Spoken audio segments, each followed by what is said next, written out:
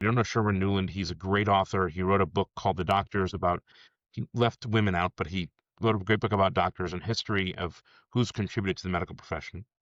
He also wrote a book called How We Die and a second book called The Wisdom of the Body, which was later retitled as How We Live.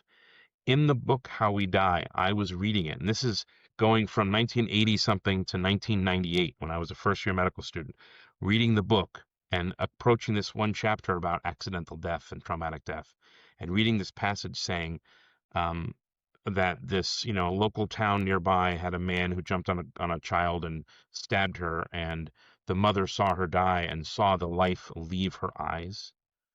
And that was a description of how this child died as a result of bleeding to death, and that she had a moment of release, and things that had happened in her body just made her not there anymore.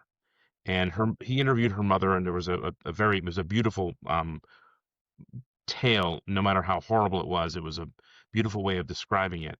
But I asked him, I said to him, I waited, I made sure that I was last in line at the book signing, got to the front, and I said, I just want to ask you a question.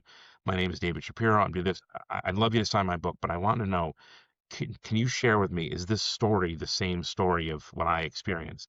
And he wouldn't tell me, but he wrote in my book, and I still have the book, and it says, to David Shapiro, my colleague, please continue to save lives. And that was just, it was a moment for me. It was beautiful, and I Mm, felt horrible for this family. And you go back and look, and it's in the news every year or two, because the guy gets some, not parole, but release possibility, and the family opposes it.